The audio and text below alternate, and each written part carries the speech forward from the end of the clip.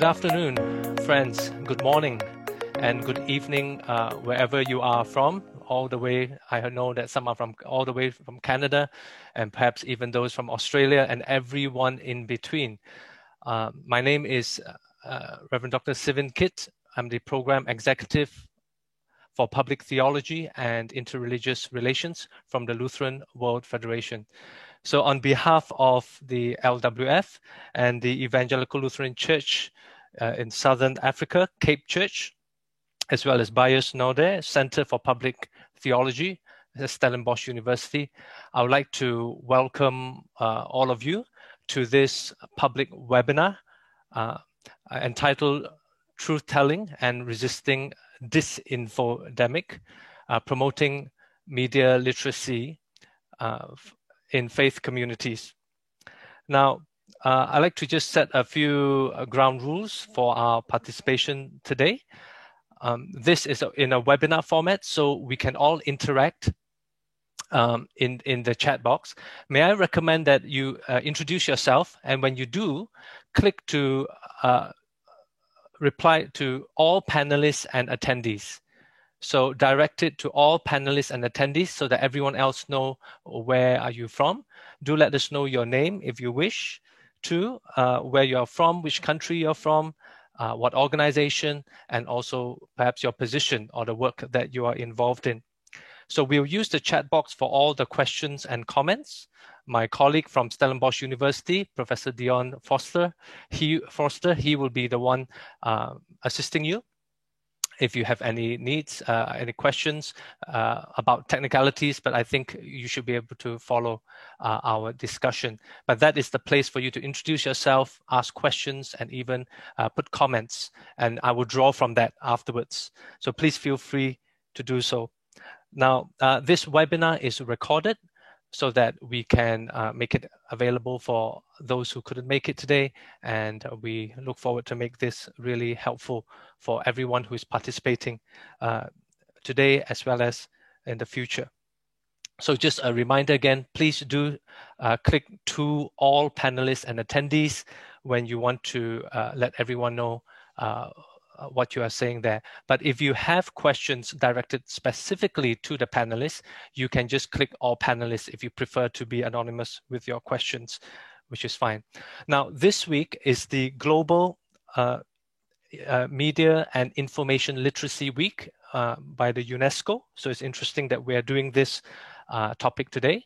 And this week, for Protestants especially, and Lutherans in particular, we are also commemorating the Reformation Day on the 31st of October. And as a Lutheran, Martin Luther definitely was someone who was very much involved in communications and the media of his time. So I think that that's a very interesting way for us to bring these two topics together. Now, just a brief introduction, just to frame what we are discussing. We know that we live in a time where there's lots of fake news, there's a lot of debate about truth, in particular political news, and as some even said that it travels faster than you can even correct it. So it's hard to clean it up, even with truth. Now, churches, faith communities of different religious persuasions have also adapted to this new reality. But at the same time, if we look deeper, it is really difficult to deal with misinformation or disinformation, as well as dealing with conspiracy theories and all that. And today we have three speakers that will bring different perspectives from their countries, but also reflecting broader. And I will be introducing them one by one afterwards. They are professors, they are bishops, they are journalists, etc. But in order to make it very equal, they are happy to be referred to in their first name basis. So the first person I would like to introduce is actually Bishop Heinrich Bedford-Strom, and he is, of course, the bishop from the Evangelical Lutheran Church of Bavaria, but also the president of the Evangelical Church in Germany. Now, he wrote a very interesting article called The Ethical Challenges of the Digital Age, Between Promises of Salvation and Prophecies of Doom. So that's quite an interesting title. But he will start off by sharing with us his perspective on this topic. So Heinrich, over to you. Well, thank you very much, Sivin. I have started my timer, so I'm not going over my 10 minutes, but I'm very happy to be part of this webinar about a topic that is very important, has probably never been more important than just now. You have already mentioned the digital revolution and what it means to our communication patterns globally, as churches, but also in the world. You have already, in a way, said what I want to say first. The digitalization, the global digitalization, is neither something that we should enthusiastically celebrate, nor is it something that we should condemn. The fact that we are together here is the best proof. We are people from all over the world, and it's just wonderful to have this medium, to this way of communicating with each other. So there is no way in simply condemning these new digital possibilities. I myself have, when I was elected bishop, when I started my office, I started a Facebook page, a public Facebook page. And it's a great way for me to communicate something without being dependent on what the media writes about it. So it's something that comes from practice, what I want to say. At the same time, by practicing it, I am very aware of the great dangers and the great distortions of digital communication. And that is why I want to go in 3 steps. It's an ecumenical method using seeing, judging, and acting. Those 3 steps, and I want to do it exactly that way. Seeing, what do I see? Well, I think that our democracies, if we live in democracies, are in real danger, and globally, participation of people guided by a free mind is in danger. And that has to do with very concrete technical fundamentals of our global communication. If we are oriented towards democracy, we normally base it on the logic of discourse. Nowhere it is there ideally, but in principle, the logic of democracy, of discourse, means that we have arguments, that we have information, that we have facts, and that we share them, that we discuss about them with good arguments, and then at the end, we hope to have learned something. Now, we are witnessing a fundamental change of the basis of communication globally, and I think we haven't really understood how fundamental that is. And that has to do with the new technological possibilities of digitalization, with the algorithms that govern more and more our global communication. Let me just explain that for a moment. What is the logic in which all the messages, all the news that come through social media arrive at our screen? The logic are the algorithms. The algorithms, in the end, decide about what we will see on the screen. The algorithms are programmed according to one very specific goal, and that is making money. Because the Facebook and all the other companies, their business model is making money by communication. We do not pay for it, but they get a lot of money from it through advertisement. So the logic in which the algorithms are programmed is making as much money as possible, getting as many clicks as possible.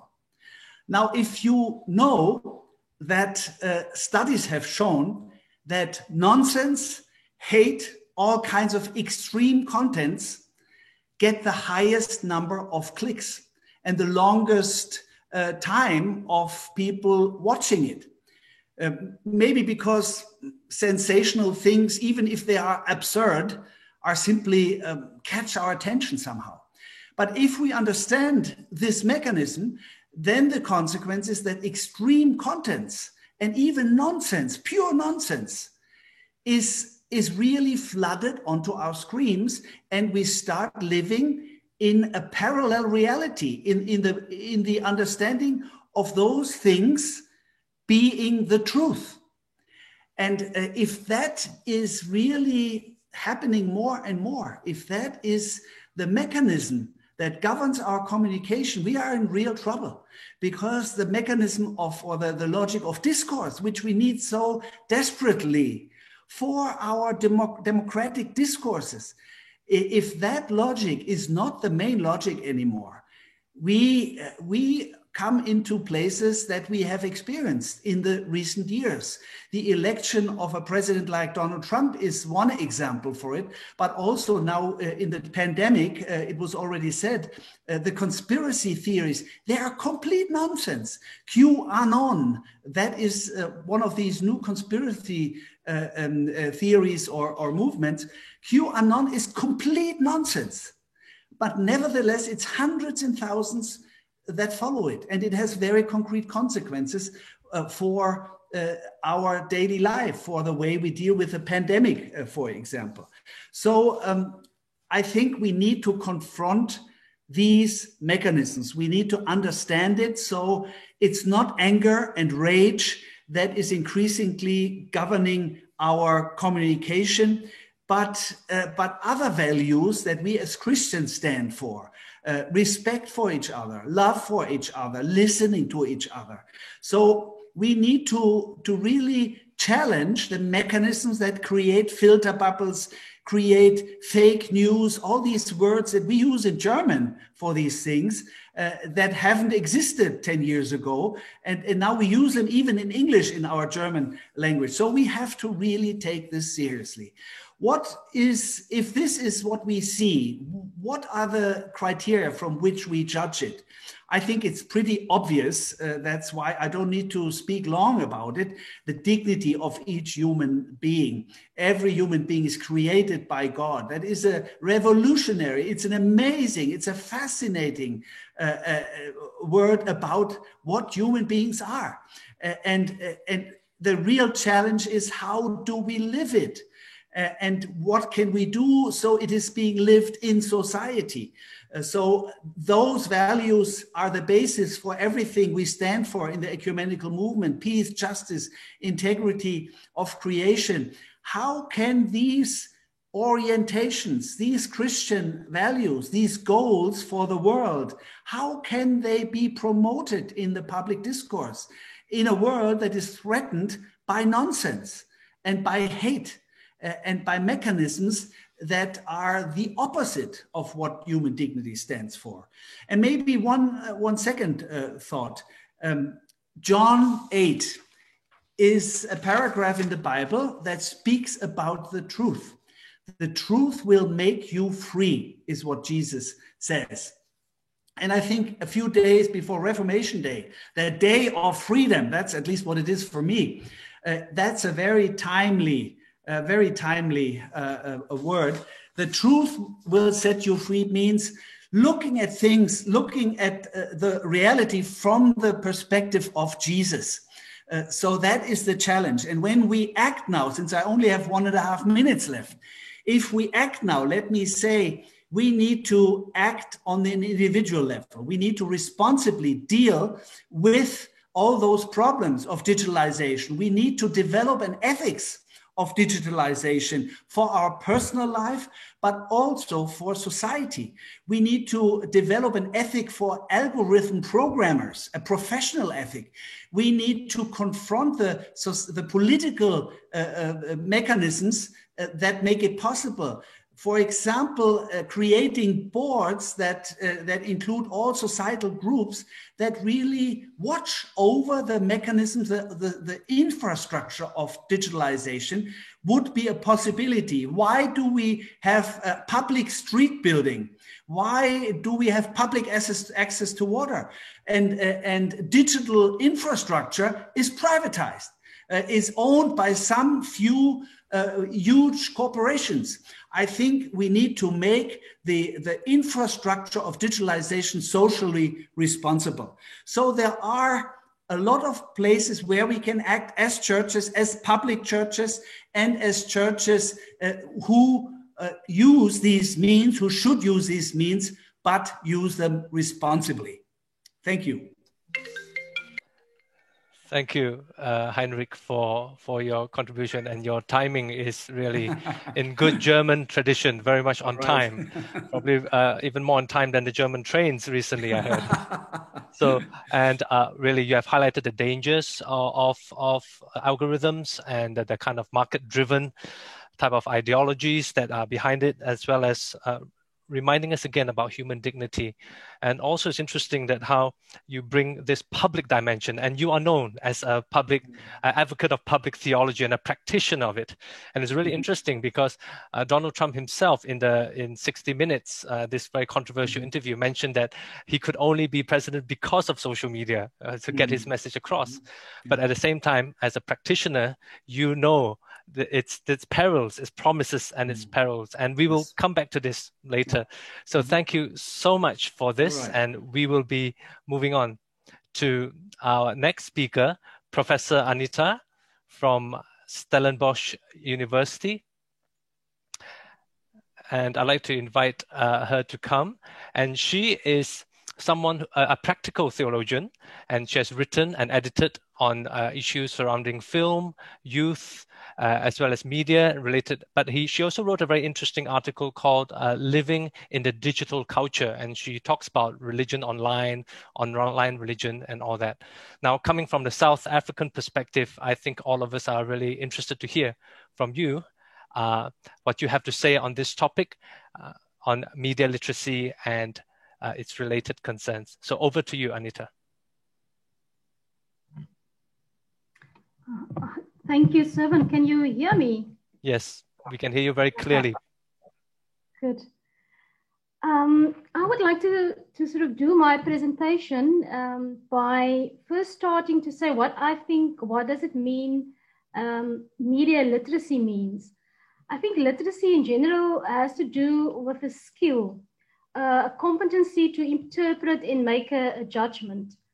And I think in a digital age, this becomes a critical skill and attitude since we are flooded with information about different topics, adverts, news, and advice sometimes. The instant availability of this information put us under pressure to make decisions as fast as this information is available. Therefore, to speak about media literacy in such a context is important, but it's also very challenging, not only in theory, but also in practice.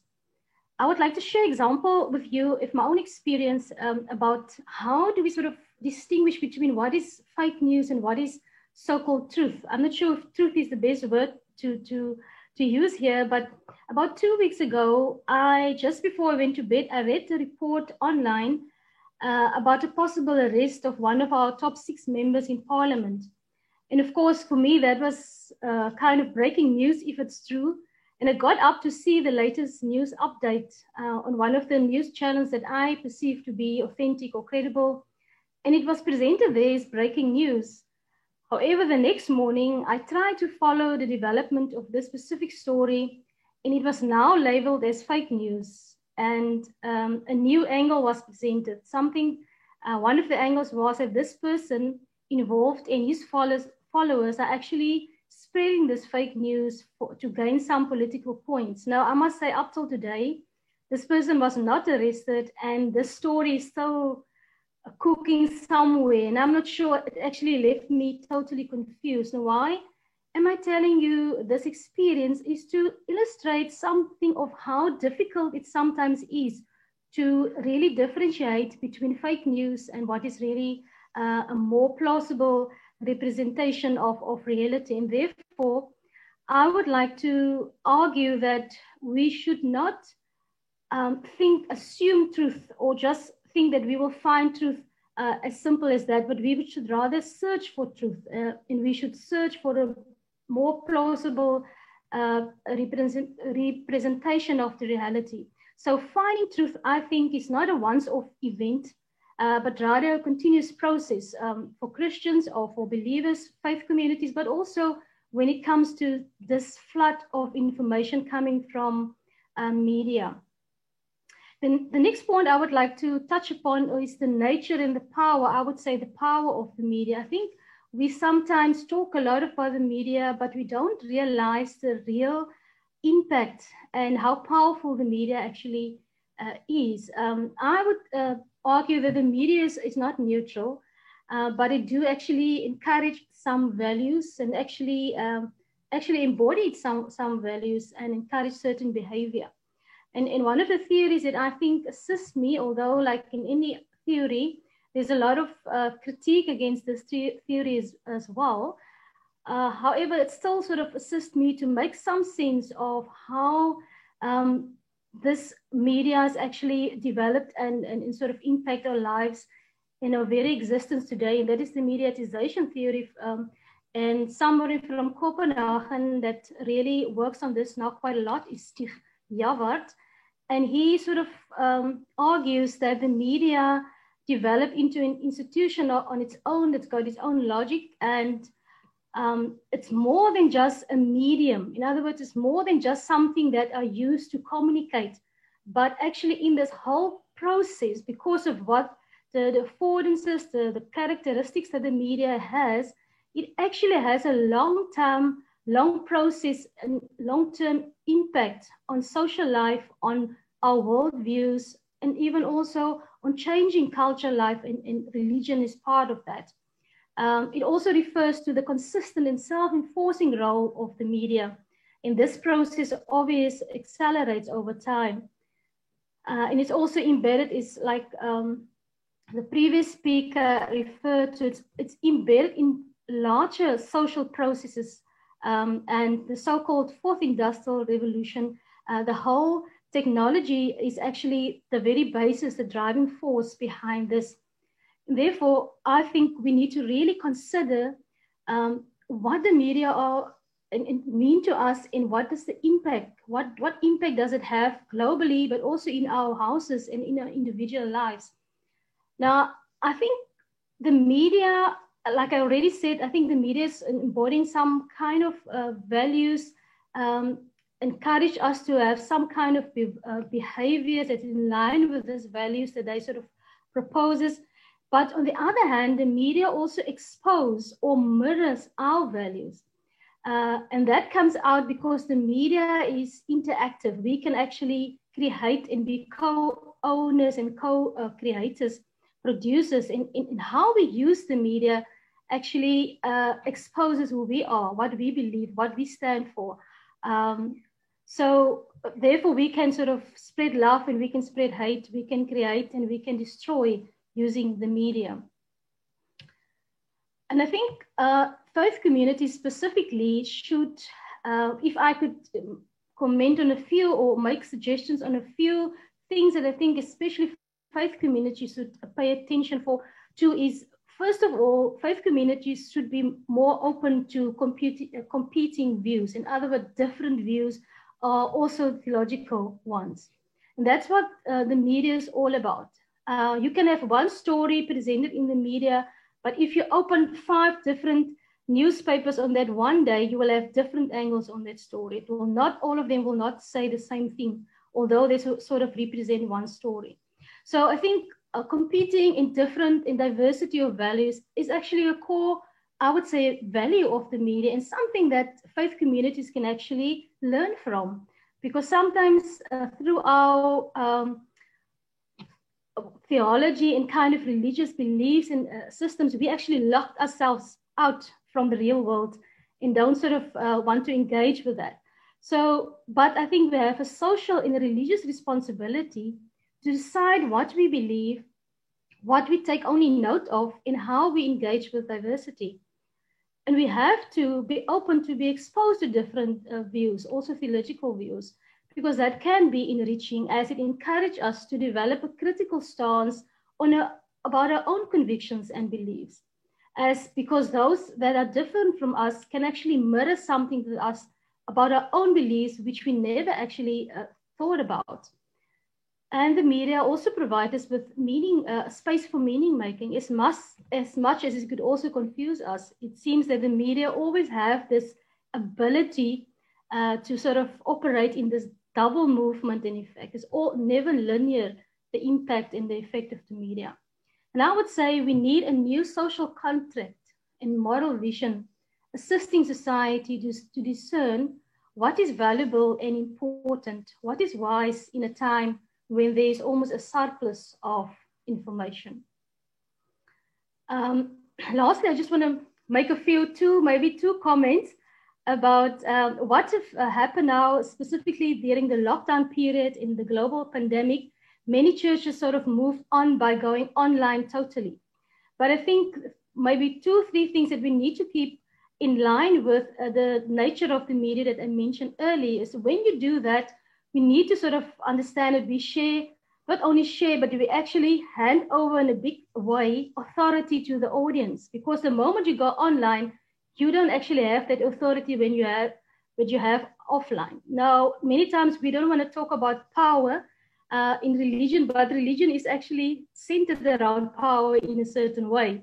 So when we go online, that authority power we actually share. It's not necessarily a bad thing, but we are also open for competition, because I was now watching my own behavior during lockdown, and I didn't necessarily watch my own congregations updates as I watch some more interesting maybe, or more aesthetic, beautifully things that has been presented on a Sunday. So just to say, because people can make a choice, that's the power of the authority. We hop from one church to another church on a Sunday because we have simply the medium allows us that space. And then also the whole thing about choice, we actually promote and increase the whole scattered community, which can be dangerous when we sort of want to go back to this close-knitted offline kind of community. And then it's not, in this space, it's not so much of what is true, but what is popular. And that's a big difference for us in a theological world, in a congregational world. Popularity and truth is actually not the same thing. But online, we are trained, you are popular when this and this happen. So it doesn't matter so much the truth that you're speaking, but how much influence, what is it, how exciting it is, etc. I think my time is up. Thank you, Servant. Thank you, Anita. And you've really helped to bring it down to some practical examples that I really appreciate. I think Heinrich really gave us the macro picture and also his own personal example. And especially what caught my attention is this idea of co-creator, that in some sense we are also producing the material, but we are also being shaped by the material produced by others. And this can go both ways, whether it's for hate or for hope, as some would say.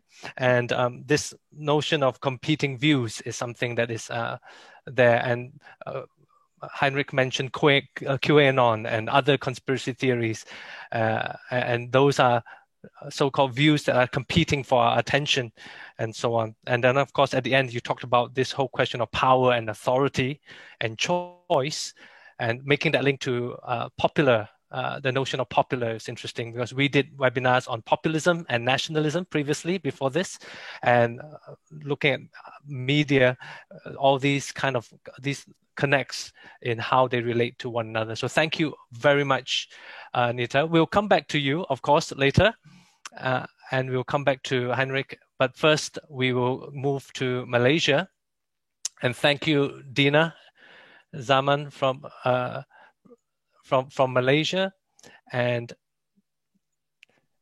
right, that's right. Dina is the researcher, the founder and researcher of Imam Research, but she had experience as a journalist and a columnist. In fact, that's where we first met each other as she was doing her story. And it will be very interesting to hear from her, also coming from a Muslim perspective as well, in the Muslim majority Malaysia. And they did some research, especially on women and radicalization in 2015, which I thought was very interesting. And this is even before COVID and during the height of the issues on violent extremism. So Dina, over to you as you share with us some perspectives from Malaysia and from where you sit right now. And thank you for coming on at quite late at 9:30, after 9:30 at night. So Dina, over to you. Thank you, Reverend. Assalamualaikum. Very good day, afternoon, evening to everyone who's on the webinar tonight. I really, really appreciate you for coming to listen to all of us. I feel very privileged and honored to be with a group of people who have done a lot of things that we haven't. Let me just explain who I am and then a little bit about Iman. How I met Reverend Sivan was when I was a journalist come columnist, and I wrote a lot about religion in the public sphere, how it interplayed, the intersections in, in public life, in personal lives. And then in 2015, 2016, my friends and I founded Iman Research. We're not a faith-based think tank. We're not that at all. Even though, most who are there in Iman are Muslims, but I don't think we set it out to be a Muslim-based think tank. We study security. That means we look at, things to prevent violent extremism, hateful extremism, and we work a lot, on community resilience. I mean, how do you make a community or a city or a country strong, safe? So that is us, and I'll just tell you a little bit about the work that we have done. We've worked on youth and violent extremism. We're finishing one project on refugees and whether they are predisposed to radicalization or not. We've worked on landscape reviews on violent extremism in Malaysia. So yes, that's really us in a nutshell. And that research that Reverend Sivan mentioned earlier was, amidst all the work that we do, we have a little side project on looking at Muslim women and whether they are, averse to extremism or they're easily influenced. So a lot of our work is very fluid. It's still ongoing because topics like this, subject matters like this will always be there. It will never stop. So that's us, yeah? When I was asked, could I give some thoughts about what's happening during this pandemic, the rise and rise of hateful news, fake news, I did think, oh dear, there's a lot happening here. But before I go into the nitty-gritty, I'm going to give you a little bit of a crash course in Malaysian politics. For the last 60 over years, we were ruled by the National Alliance, Barisan Nasional, which all changed in 2018 when the opposition won and took over, and the Prime Minister then was our previous Prime Minister, Tun Dr. Mahathir. Now, 2 years later, the Pakatan Harapan basically disintegrated. Tun Dr. Mahathir resigned, and this year we've got a new government, the Perikatan Nasional, the national. I can't translate that into English, but anyway. So yes, in a nutshell, we've had 3 governments in 2-3 years, and it's been very, very taxing not just among fellow Malaysians, but also our friends who work there, who are in the foreign missions, international donors, even researchers like me, because we can't make head or tail about the work that we have to do. So I'll talk about the rise of fake news. I think if you look at Malaysian news media on the internet, you'll see that there's been a lot of accusations that many people have been paid to write or actually provoke and incite hateful sentiments in our local media. This was because a certain party wanted to keep, to keep themselves in power. So has this gone away with, with the difference, with the changes in government? Not really. When Pakatan Harapan was ruling Malaysia at that point, we thought things would have improved. We were seeing, Muslim groups like ABIM who were inviting, non-Muslims to come to the mosque, and the churches would say, hey, let's do this exchange and get to know each other. But the anti-ISIS rally, which happened around November, December 2018, told all of us that, hateful extremism, xenophobia was still very, very much present in our society. So I'm going to fast forward this, and we'll talk more about this later in our discussion. Then when this new government, Perikatan Nasional, took over, we also had COVID. So I think we had a pretty exciting year in 2020. And, when we had the COVID pandemic, like the rest of the world, hateful news, fake news just went into overdrive in Kuala Lumpur and in Malaysia. We were seeing the Malaysian government arresting many people for spreading fake news about the coronavirus. In one day, there could be like 455,000 listings on fake news in Malaysia. You're talking on a daily basis, yeah? And, with the rise of this hateful extremism, we saw a different kind of xenophobia, yeah? If before it was about the othering of non-Muslims or non-Malays, right?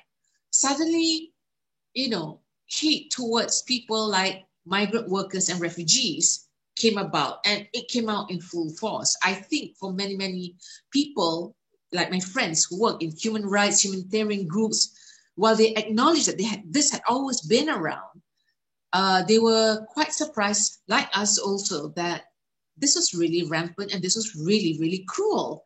So the refugee community that was really targeted was Rohingyan refugees. And we could actually see there was this perception thing that the Rohingyans were bad. Migrant workers from certain countries like Bangladesh, Myanmar were also bad. But if you're a refugee from a certain country, perhaps like the Middle East, you're not so bad. So we had a bit of a, we had a bit of a headache dealing with these perceptions. Okay, so you were seeing illegal immigrants in, suburban areas being rounded up by, Dewan Bandaraya, basically municipal councils.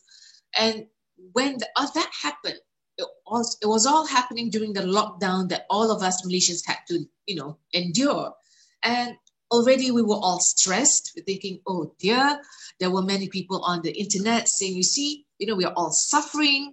And look, these are the people who are taking away our jobs.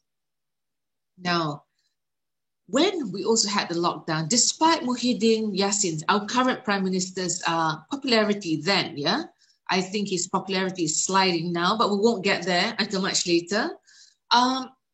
Everyone was talking, look, we have a leadership crisis here. What on earth are we going to do? Now, what Iman does is we work closely with civil society organizations. We work with faith-based organizations. One would be Kairos Dialogue. Then we worked with, people who are very involved in the churches, like our friend Eugene Yap, Esther Ho. Then we also work with Abim and Ikram, two Muslim groups. We work with a lot.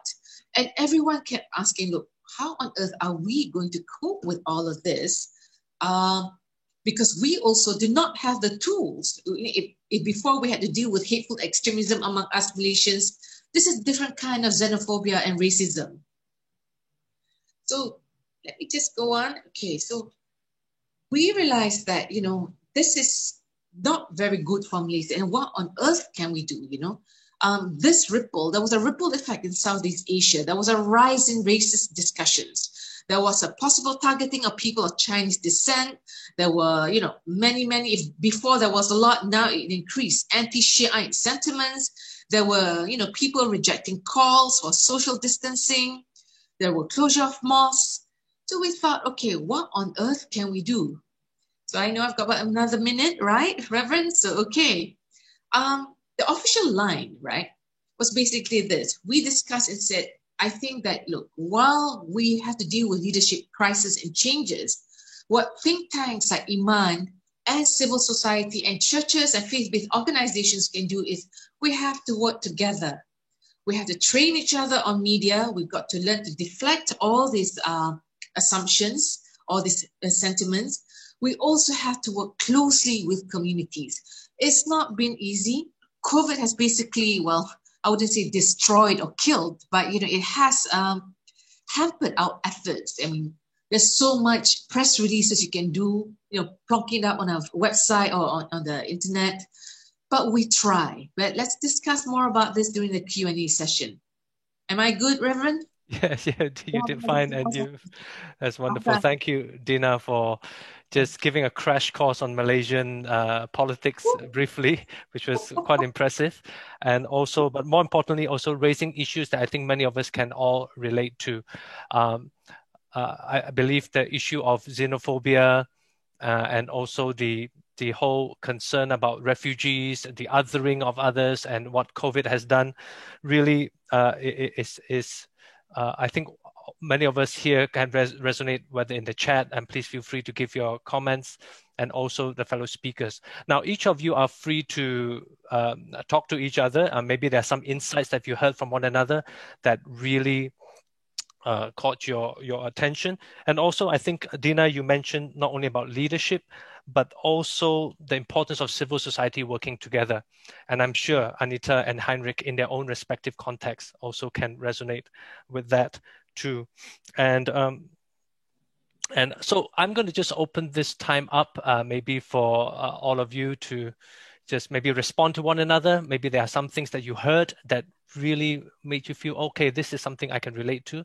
And as I quickly comb through some of the questions, then I can direct it to you, or you may have already seen some questions and you feel like you want to respond to. So this is a conversation with four of us, of course, but also with those in the chat.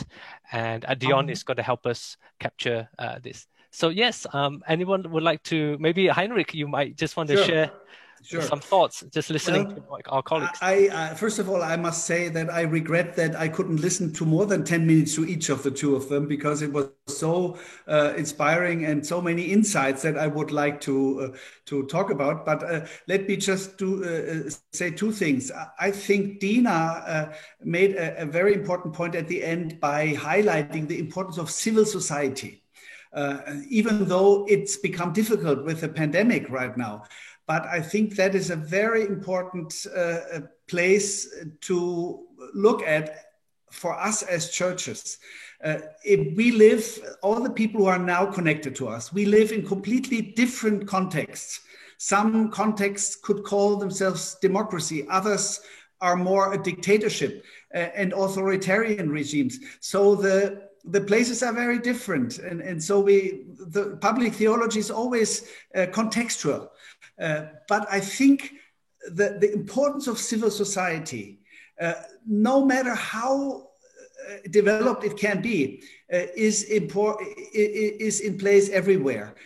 In a dictatorship, there are secret forms of civil society. Maybe through the media possibilities or through the digital possibilities, there's maybe even more possibilities than before. But as churches, we should really wholeheartedly engage in civil society, not see ourselves as something, religious, special religious group, but we should really be courageous in engaging civil society with interreligious perspectives. It's Muslims in the majority Muslim countries, it's Christians in the other countries who, wherever they are, engage together with other religions into this cause of shaping civil society into the direction of dignity. And then, Anita, I think the point that I would like to develop more is how is the process of finding the truth? You highlighted that, and I thought that was very important. You said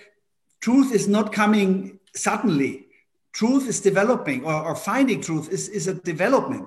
You need to inform yourself. Like you gave that great example, and I know it too, that you read something and you think it's true, and then sometime later you realize it was wrong. So the only way of finding that out is reading other sources. So we need the possibility of having different sources. And whatever you can say about the internet, but that is definitely a resource. I can very easily find different resources of information about a certain topic in the internet. And so that's a positive aspect that should be highlighted. Thank you. Anita, do you have anything to react to that? Because I thought this whole idea of truth, and then you mentioned this particular example where you thought it was true because it was from a so-called reliable site. Maybe you would like to have some thoughts on that? The process of truth, competing views, and so on, and maybe especially related to young people, that might be interesting. Yeah. The thing is, my understanding of the truth, and that's why I introduced the idea of searching for it. It's not, things are not always like what it seems like, right? So we have to, especially in this era, we have to sort of be patient. And I think that's very difficult because we want to move on, because there's a next story, there's something new. So we are actually very impatient. We don't have time to engage. And that's why I think we need to sort of, in our congregations, help people again to make time for what is important. That's why I said we need a new social contract. We need a moral vision of what is important, because we need, really, like the media use, they also sift what they present to us. And I think we must do the same. We must also sift what is important for me. Will I chase that story, or is there something more important? Like currently, there's a lot of speculation in South Africa this week in terms of a new hard lockdown, because there's a lot of spike in the virus, and the president will speak, we don't know when and what time. So there's a lot of speculation going on, and of course the media sort of center around people's needs. They zoom in on that need, and they spread all kind of videos now. And it's just to stay sane, you have to choose what sources you will trust in this time, and listen to and follow. So yeah, in terms of youth, I think, I'm not even sure if we, that's a whole new topic to talk about, but it's a very important one to say, how do we actually teach children to discern? And I think that's a very, very theological concept. How do we discern in a world that's flooded with so much information? And many of this we don't actually need, but we don't know what we need and what we don't, because we are presented with it in any way. And we need to make some choices. But I have maybe a question, Sylvan, if you don't mind, for the journalists. Yes, by the way, panelists, you're free to ask questions to each other, not necessarily me, but go ahead. I would like to ask a question to the journalists. Do they, I do watch a lot of programs on journalism exactly because of this thing do they work with the concept truth, or how do they, I know they sort of have this goal or motto, or I think motive to serve the public, right? But do they work with the concept truth? How do you know they're inventing the truth? And this would be good for Dina, if I may rephrase it for you, for this idea of truth. And I guess you can probably speak more from your experience as a journalist in those days. Like, of course, we talk about facts, right? And all that. But at the same time, you have editors who have to decide what story can be released. And there's this element of filtering. It would be interesting to hear your point of view. And of course, there's also that idea of, as you were a columnist, so then you're arguing a certain point of view. So maybe you can give us a bit of a media perspective that would be interesting, Dina. Malaysian context, right? Sure. It can be Malaysian context and just your own reflections as someone who has been in the media from the other side. Oh boy. Well, I work for the establishment. I work for the anti-establishment media. I think it really depends when it comes to Malaysian media, right? Who owns it? I'm sorry, but whoever owns it dictates, no matter what they say, oh, this is all about the truth, where, we are all going to be extremely objective. We don't side anyone. At the end of the day, it is the owner's agenda and what they want, So sometimes you see certain, media portals, broadsheets, and they publish things, and you go, what on earth was that all about? And I think that, when I was a columnist, right? Okay, I think I had that freedom of writing what I want because, one, I wrote in English. That was one. Two, I was also writing for internet media. When I did write for a broadsheet, right? They were saying, oh, I don't think you should be discussing this. You should write about fashion. I went, oh my God, you can't expect me to write about fashion. So there was also that fear, because a lot of mainstream media in Malaysia, the one that was owned by the government then, right? It was all about promoting a certain government agenda. Whereas in, among the internet portals, right, that we have in Malaysia, right, it was like the wild, wild west. You just write anything and everything. In a way, that's good because you have that freedom to write what you want. But in a way, as an ex-editor, not as an ex-columnist, you also saw the pitfalls of writing freely without thinking about that you're living in a plural society, which has religious and racial sensitivities. How do you actually engage with this without, I've seen columns where people were just attacking other faiths, other religions, and you go, this is not the way you engage sensitive issues. And, sometimes when you talk to certain editors, they say, oh, well, you know what? This wins. I'll give you this example. Many, many years ago, one of the churches held a history lesson, so I went there because I like history, and it was, a multiracial thing, right? So we were all very, very excited to learn about Malaysia. I went back and I got a call the next day and said, have you read about what this portal wrote about us? And I went, oh my God, I thought this did not happen. So I actually contacted the editor and said, look, I was there to learn about the history of Malaysia. Just because it was held in a church or in a building affiliated to a church, well, none of the things that you said happened. You're going to incite racial hatred. Oh, no, this is what sells. I said, you're making things up. So I think, to be honest, after that, I thought, should I be in the media anymore or not? I mean, really, I started thinking, I don't know whether I could live with it, So I think like right now, I have to be honest, now when I read the media, it's really, it's like, okay, I look at this, okay, what's a reportage about so-and-so about? But I don't see that kind of writing so much more now. It's more like, okay, this is what happened. There's very little analysis, at least to me. I could be wrong, right? As I said, I've been out of the media, so I hardly read newspapers. I tend to read more reports now. So I hope that kind of answers your question. But on the bishop's comments just now, and it just hit me. I don't know whether this occurs in other countries apart from Malaysia, but I was just wondering whether we all live in bubbles. Now, this is one thing that I've been asking, right? When you talk about interfaith matters, dialogues and all, it's very sexy in Kuala Lumpur, but you're not really engaging with the people who want that discussion or need that discussion. And sometimes you're utilizing the sexy ustad, ustazah, priests, pastors and all because they're more well-known.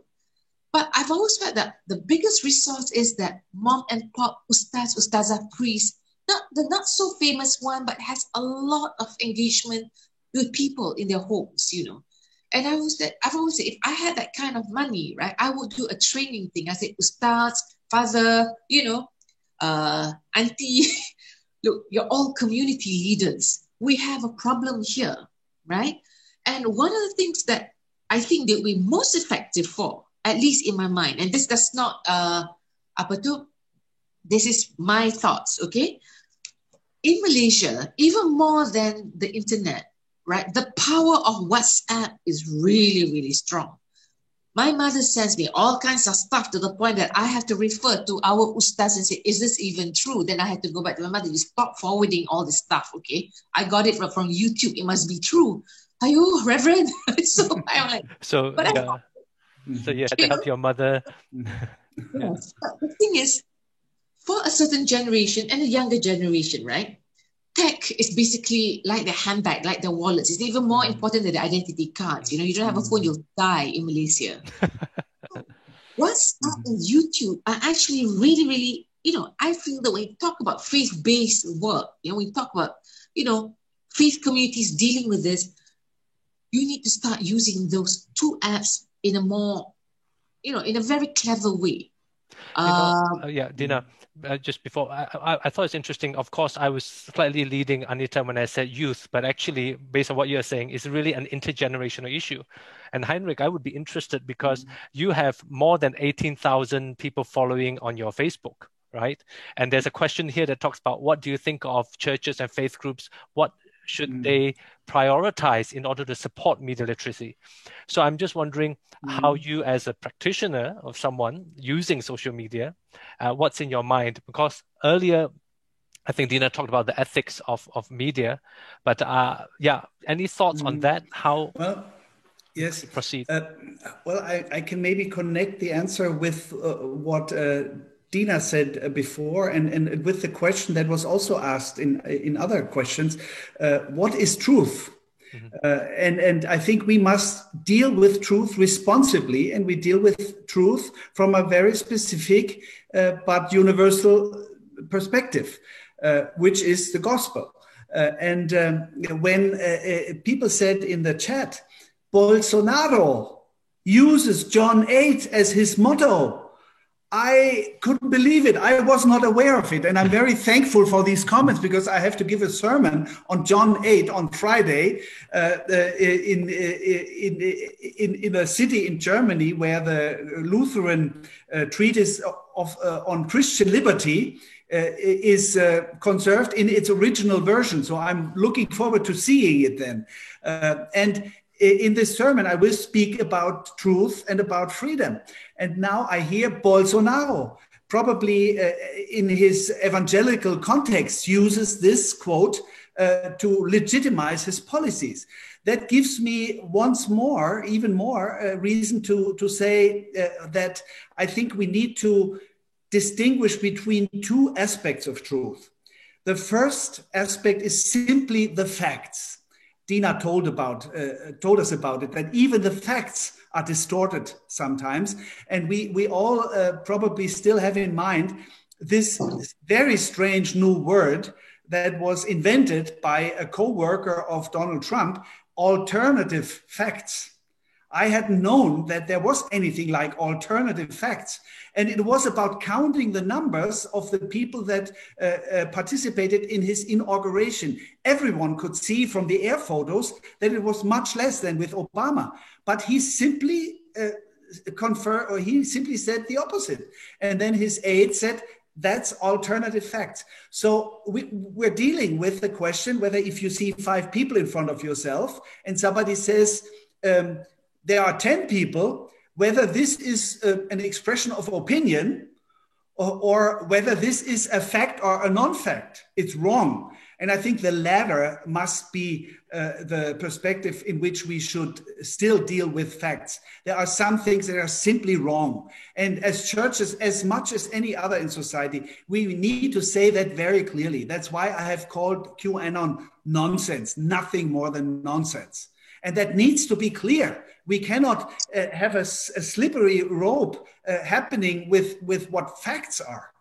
But the second perspective that is probably less natural or more controversial is what is the perspective in which we deal with the facts. And that is also an aspect of truth. For example, just to give one example, if we speak about wealth of a society, is it true that a certain society is wealthy or not? You can see empirical facts. You can see the GNP, for example. You can see the level of inequality. But the question whether you see the society as wealthy very much depends on how you define wealth. If wealth means that the average material level of a society is relatively high, then a country like South Africa or United States would be quite well off. If you see wealth as a quality that includes that the least privileged members of society have the most possible share of the common good, then the diagnosis is completely different. Because then a society that is very unequal is not a wealthy society. Then those societies are more wealthy where there's more equality. So this is the kind of second level of truth that is controversial and where we have to discuss about. And I think when Jesus says the truth is in the Son in John 8, then of course for us as Christians, we need to include this perspective, for example, of the option for the poor that comes together with our faith tradition into the public discourse. And then when we really want to lead an enlightened discourse, then we need to analyze the ethical, the moral undertones of certain discussions that we lead in public. And we need to see and also voice publicly that, for example, it's not a wealthy society if the poor have become even poorer. That is our specific contribution as churches. So my response to our task as churches when we are active in social media is for the first part that we really participate in making clear that facts are facts and nothing else. And then the second thing is that we bring into the public discussion those basic moral orientations that a society needs to be a wealthy, to be a fulfilled society. And I think Anita's experience also reminds us of how the connections are different in different countries. I think you had to come in and out. But I was curious because as Heinrich talked about truth in its different ways of understanding it, I recall you pointed out the issue of authority. And I thought that was interesting because this is the authority that now when people go online, there's a different understanding of authority versus how it was previously conceived. I wonder whether you have any thoughts on that, especially when it comes to the formation of faith communities, the imagination, the ethical vision. Would you like to speak to that? Or other things that you would have seen in the chat box as well? Are you asking me, Servan? Yes, that's right. Because you talked about authority and how, especially when it comes to religion online and how people see that now. Yeah, I would like to explain it in terms of what I've tried to explain at the beginning is the power and the logic of the media. In other words, when you use the media, there's actually more than that going on. It's not only you using the media is also using you. So the media is not a person as such, but the media, what I mean by the logic is the media's got its own rules. And the media has taught us certain things. So when we use the media, we behave differently when we're offline, gathering in an institution, in the normal church that we go to. So our behavior, our expectations, our views are different. It's not the same. So we behave differently when we're online. So it's not that we are different people as such, but we have this online space is not the same. So the moment you go online, my expectation is different from the people that present themselves online. So I can ignore many of you online if I want to, and I can decide which one. So that's why we talk about Heidi Kendall. That's a book that I've done with her, or a section in the book, is this whole thing about authority. She's not just written a new book on authority. And because that is a thing that we need to think about as a church and religious community. So I'm not saying that people don't carry some of that respect into that space, but the moment we enter that space, it's a different world than the offline world, and different rules and different expectations, etc., etc. So you don't feel bad. I will definitely not walk out of a church service if I found it uninteresting. I will, out of respect, stay there. But I will anytime leave online because that's a fluidness in the media, and no one will know that I left. Actually, if you will only know in such a structured way like this one, but otherwise no one will know what I've done.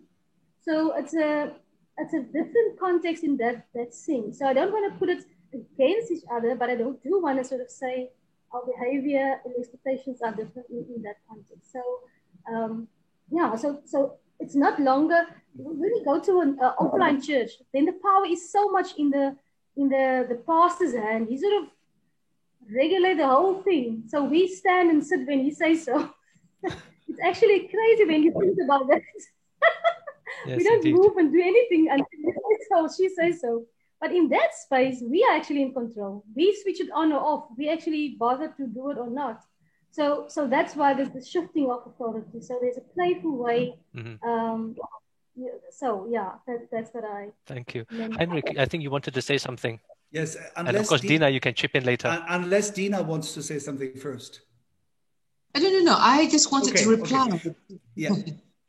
You wanted to reply to Anita? No. There was someone who actually wrote about how do you teach people to be skeptical of news, And as I was listening to both of you, I think that, in some ways, we had a nation full of critical thinkers at one point of our life in Malaysia, yeah? Then with the many, many changes in our education policies, right, where we were all, many, many young Malaysians, including myself, were expected to just memorize to get the straight A's and not think, So we have a generation or two of Malaysians who don't know what critical thinking is.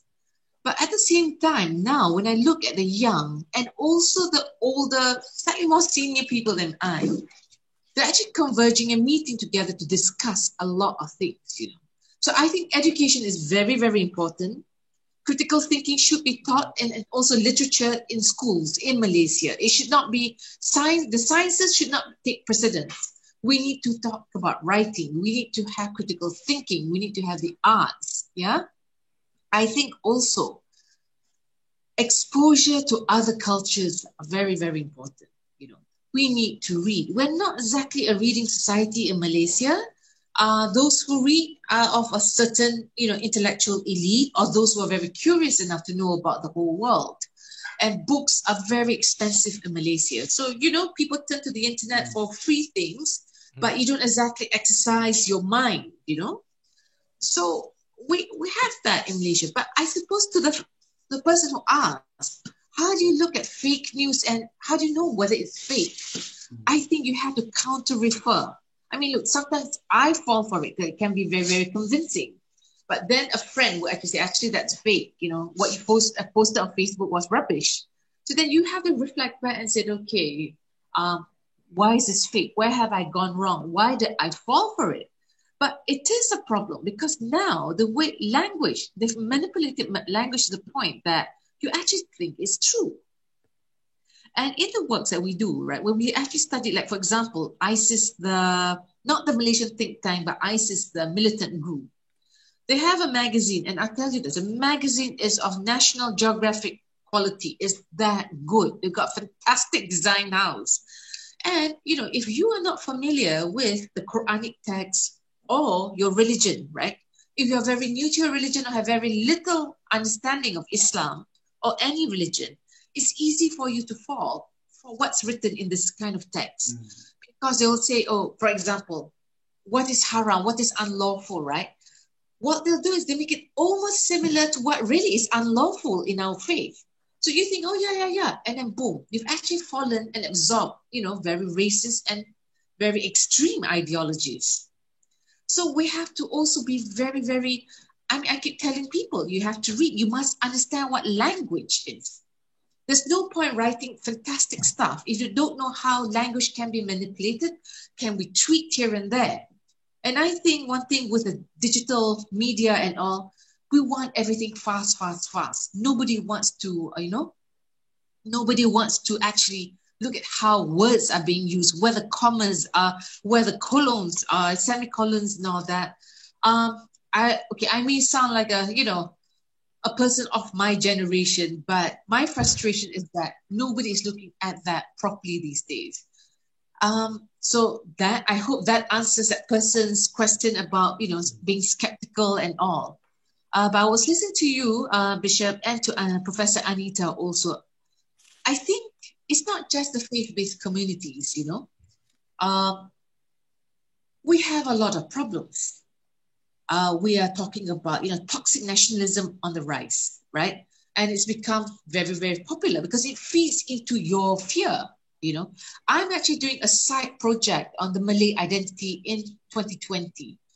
And the amount of people I've spoken to who actually believe that if they don't take care of Malaysia, then the whole country would be taken over by foreigners.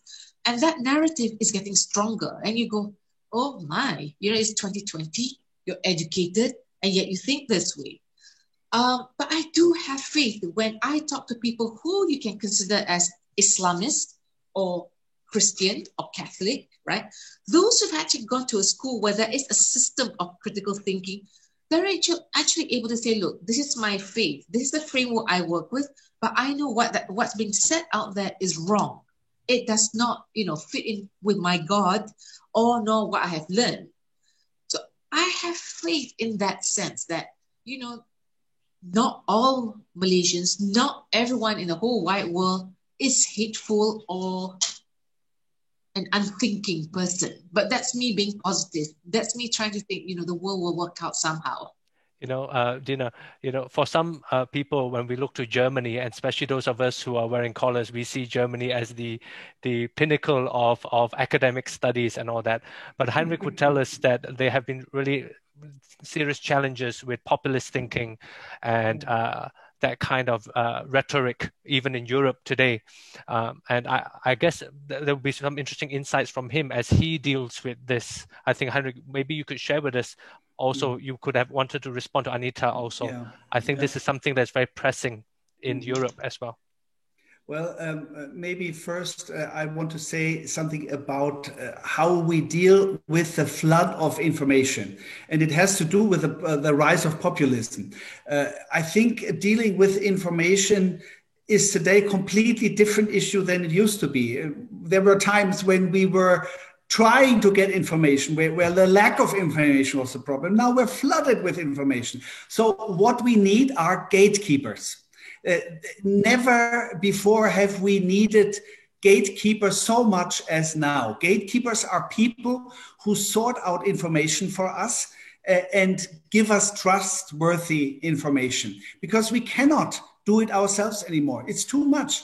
So that's why quality journalism in newspapers, but also in broadcasting, that is what we need to promote.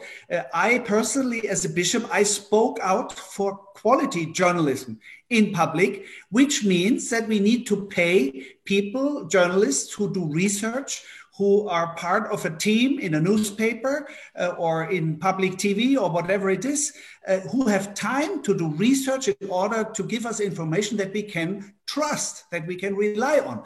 So I think it's a field of public church, of public theology, promoting quality journalism. And it costs something. We need to put resources in quality journalism. We need it more than ever because we need these gatekeepers. Then, of course, the question is, whom do you trust? And that is where populism comes in. Of course, we had a time in 2015 when populist movements rose after the refugee situation, where almost 1 million refugees came to Germany, and we as churches spoke up for them and said we should welcome them, and others said we cannot tolerate so many refugees, and then the populist party rose. But despite my fears, the pandemic situation, that is a very good basis for these kind of movements, has not led to a rise of right-wing populism. It's the opposite, actually. They went down a little bit, which I'm very relieved about. But populism, right-wing, especially right-wing populism, works with the confusion of information. That is why it has a chance. That's why all these populist movements, I think they have a lot to do with what we speak about here, a lot to do with these internet mechanisms. That's why I repeat, we need to politically frame what is happening there. We cannot leave what's happening to a few monopolist corporations in the United States or China who control the communication mechanisms of the globe right now, and who are not responsible to the common good. In Germany, for example, we have a model that I treasure very much.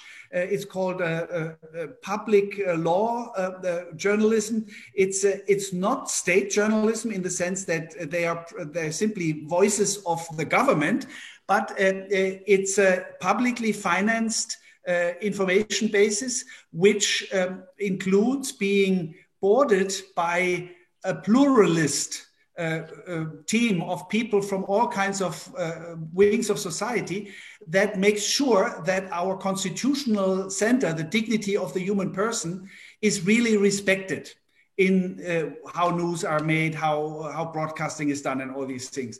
It's an established system from after the war, probably a consequence of National Socialism, where people said we want human dignity as the basis for our information system.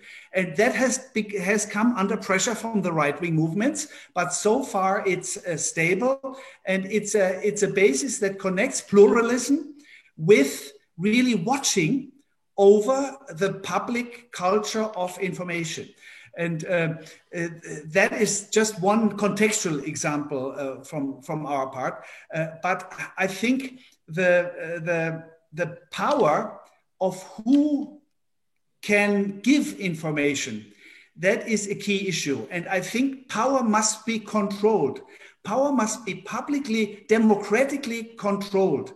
That must be the direction in which we should go. And that's why we should search for mechanisms that control the social media infrastructure on a democratic basis.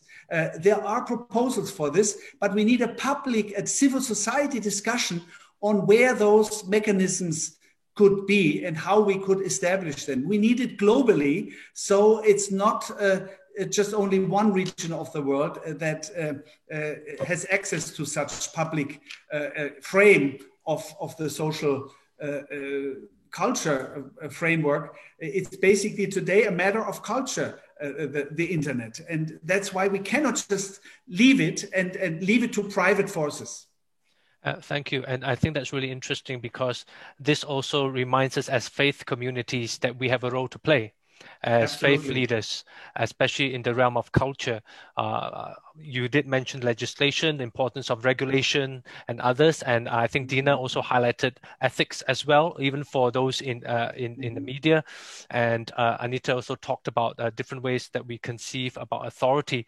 Now, it's really exciting. And before I pass the time to Bishop Gilbert Filter to just give some response and share, I will still give you some time. But as you can just look through, I want to thank all the participants who have just been, they've been very lively. They have been contributing their own thoughts from different contexts, from Brazil, from South Africa, from Kenya, Malaysia, and other parts of the world.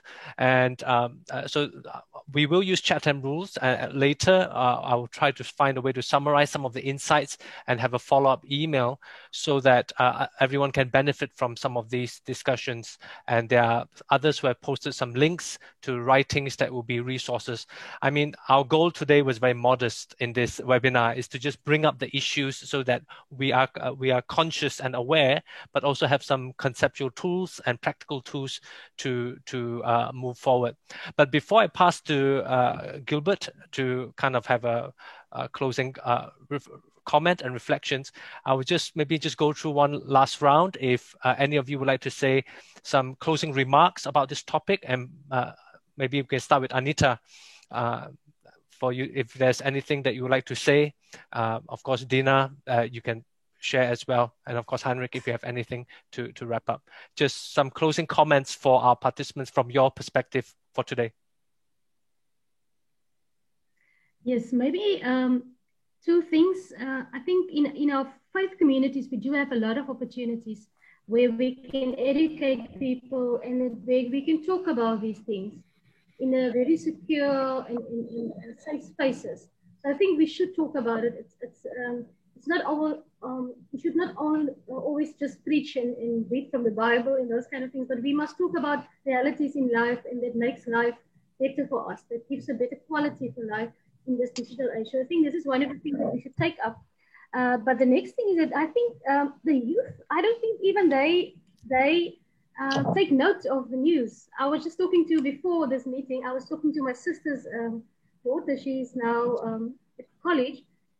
And I bought a radio and a system because I wanted to listen to something, not only watch things. And she don't use it. She said she don't want to. She's not interested in the news. She's phoning me to hear if there's going to be another lockdown because I mentioned it to her on the chat. And I said, but why don't you follow the news? Switch on the TV. She said, no, she don't want to. It's not interesting. She just want to know if there's going to be a lockdown. So obviously, this is not the norm. I can't say it's a norm, but even in the media, there's opportunity for people to become more conscious of things. But still, many times the youth make the choice not to become conscious of these things, but rather to just stay with chatting with friends and the basic things on the media. So we can actually we can warn people about the dangers, but we can also sort of introduce the benefits and the possibilities that comes with the media and how they can actually educate themselves via the media. Thank you. That's right. Thank you very much. Nowadays, maybe most people get their news from their WhatsApp or their social media tweets rather than reading like before. So, Dina, would you like to have any closing remarks from your side? All the way, it's almost quite late right now in Malaysia. Yeah. I'll make my comments really short. I think it's pretty obvious for a lot of Malaysians. The reason why they turn to the internet and fall for fake news, hateful news, etc., whatever news, yeah? It's because, and this came out in our research, that they feel that the state has failed them. This is okay lah. If we're not getting the kind of information or guidance, right? We'll go to the internet, we'll go to WhatsApp. And this is where I think faith-based organizations and communities actually can fill in that gap. We've actually not tapped its fullest potential. I don't dare speak on behalf of churches because I don't know what's happening there. But for us Muslims, right, you have a lot of, halakas and all. But because it's confined to a certain group, a certain class, the lessons are not there. You're not replicating the lessons. You're not.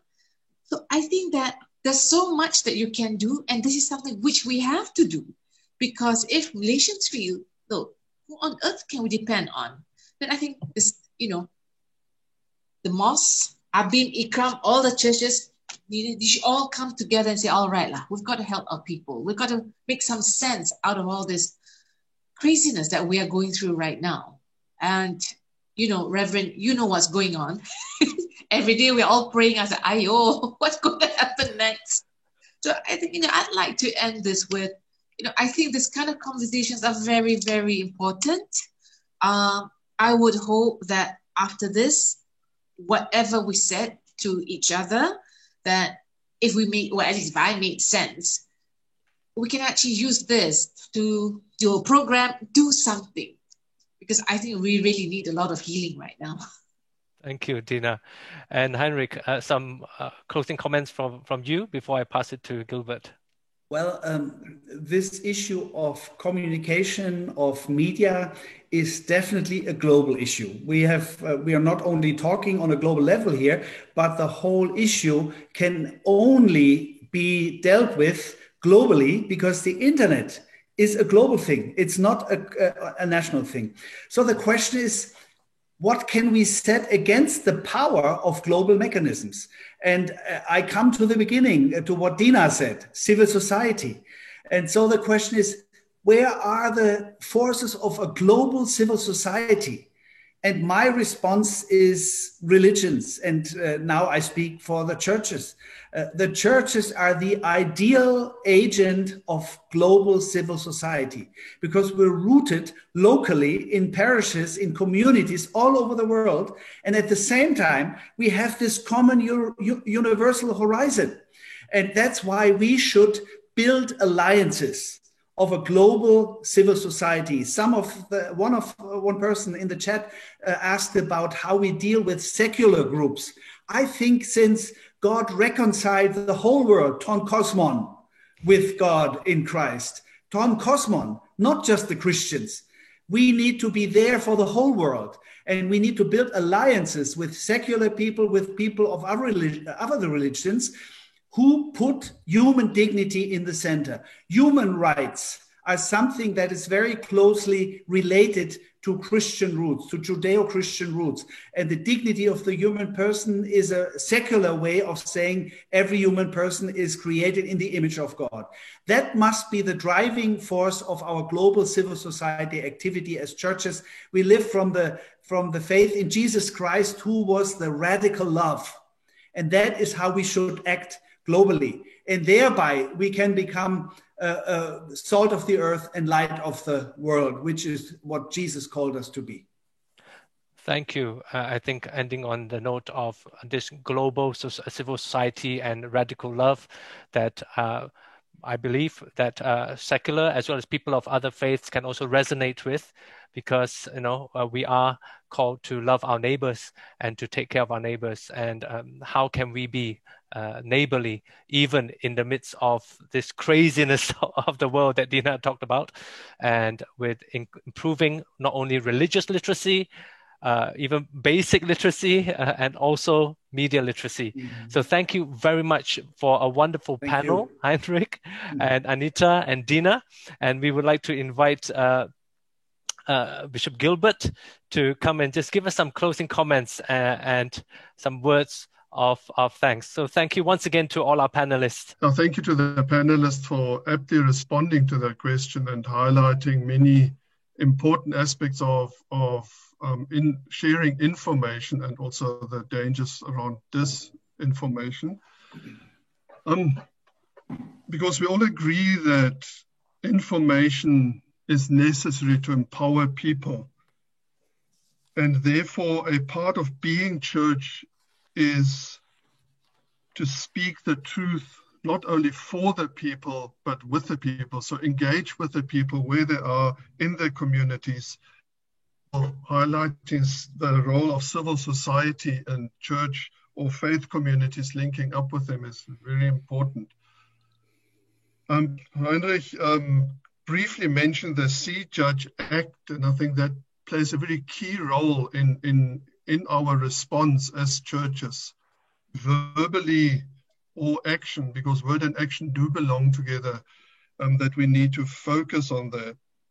And I often formulate that slightly different. The C is a process of discerning, to really understand what is happening and engaging with the reality, so that we can not only understand and judge what is right, what is wrong, but also use that to equip our members in the community so that they are able to respond adequately based on fact and needs of a people, so that that community is uplifted. And the act part I often call serve. As part of that, we have an opportunity as faith communities to build up, to equip our members so that they not only know, but are willing to act. And in all this, for me, three values are all three panelists have spent extensive time on, was that of truth. And it was repeated again, is that truth empowers for life. And the second value is trust. Because where truth prevails, or where there's truthful living, trust develops. And I see a lot of that not happening in South Africa. There's a lot of mistrust. There's a lot of skepticism was said, and how communities react or leaders react. So for me as a church, it is very important. How do we act truthfully and trustworthiness, that people can really trust us, that what we say is what we do. And the third non-negotiable is unity. In seeking the truth and exposing the truth, it is about the other. How can we as church respond in such a way that that community is built up, is uplifted? So word and action, action speaks as loud as words do, or sometimes even louder. And there that accountability plays an important role. Just to use two brief examples. One is the anti-corruption campaign the South African Council of Churches engaged on recently, which is an ecumenical movement to speak up also for those who suffer most because of the corruption. And the second is a food voucher campaign we're launching in the Western Cape ecumenically. This accountability, that's where truth and trust comes in, lies with the local church. So it is the local church that forwards names of people who need it most so that we can assist. I can share many more examples, but briefly, so let us speak truth, because truth empowers for life. Thank you. Thank you, Bishop Gilbert Filter, for speaking to us and reminding us how truth can really make a difference. and giving us an example from the anti-corruption campaign and how local communities can make a difference, local congregations, faith communities can make a difference. And this, in a sense, is interesting how the dynamic connects also to the global aspect that Heinrich mentioned earlier. And so this has been wonderful. Thank you so much for sharing with us. We really appreciate the support that you have given us. So thank you. Thank you.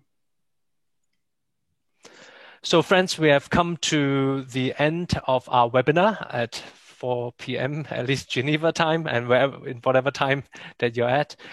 Please feel free to still leave some comments. We'll keep the chat open a little bit. We will make the recording available with some editing in the next couple of days, or at least by the end of the week.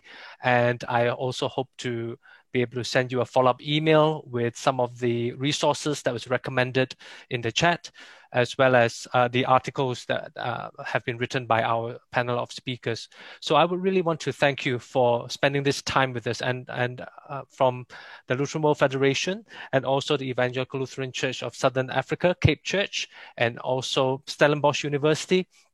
We would like to just say thank you so much for spending this time with us. And once again, thank you to our really expert panel of speakers sharing both personally, nationally, regionally, and globally their own experiences as religious leaders, as educators, and also being involved in media.